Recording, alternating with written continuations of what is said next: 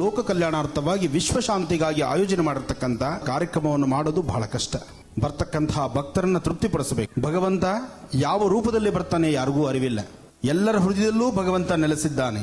ಒಂದು ಸಣ್ಣ ಮಗುವಿನಿಂದ ಹಿಡಿದು ವಯೋವೃದ್ಧರವರೆಗೂ ಎಲ್ಲರಲ್ಲೂ ಭಗವಂತ ಇದ್ದಾನೆ. ಈ ನಡೀತಕ್ಕಂತಹ ಈ ಧರ್ಮ ಕಾರ್ಯದಲ್ಲಿ ನಿಂತು ಎಲ್ಲರಿಗೂ ಒಳ್ಳೇದಾಗಲಿ ಅಂತ ಒಮ್ಮೆ ಹರಸಿದ್ರೆ ಸಾಕು, ಈ ಸಂಕಲ್ಪದ ಸಂಪೂರ್ಣ ಫಲವನ್ನ ನಾವು ನೀವೆಲ್ಲರೂ ಸಹಿತ ಸಿದ್ಧಿಸಿಕೊಳ್ಳಬಹುದು.